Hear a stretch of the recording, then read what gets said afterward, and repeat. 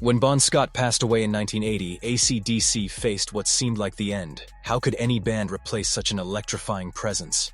Would ACDC survive, or would they fade into rock history? But out of tragedy came a rebirth. And at the center of it was a man from Newcastle, England, with a voice that could split the sky. His name was Brian Johnson.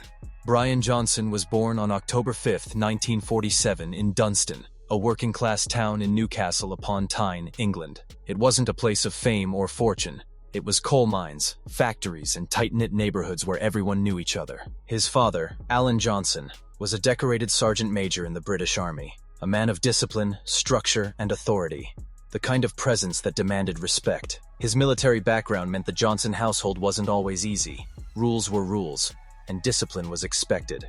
His mother, Esther DeLuca, brought a different spirit into the home. She had emigrated from Italy, carrying with her warmth, passion, and a deep love for family.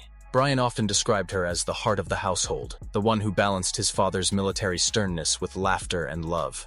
Growing up in Newcastle wasn't glamorous. It was gritty, industrial, and rough-edged, but it gave Brian something money couldn't buy: resilience. In neighborhoods like Dunstan, you learned early what it meant to work hard, to fight for what you wanted, and to appreciate the simple joys in life. But even in this tough environment, Brian found an escape: music. As a boy, he joined the local church choir. It's almost impossible to picture now. The man who would one day tear through songs like Back in Black and Thunderstruck once sang delicate hymns in a quiet chapel. Yet it was there that Brian first learned control, pitch, and harmony. It was also where he discovered the joy of performing in front of an audience, however small. But then came the tidal wave that would change everything: rock and roll. The first time Brian heard Elvis Presley, it wasn't just music, it was rebellion.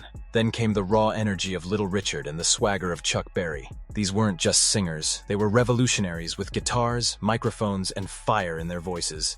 For a boy from Newcastle, hearing that kind of power was like lightning striking. It was wild, it was dangerous, it was free.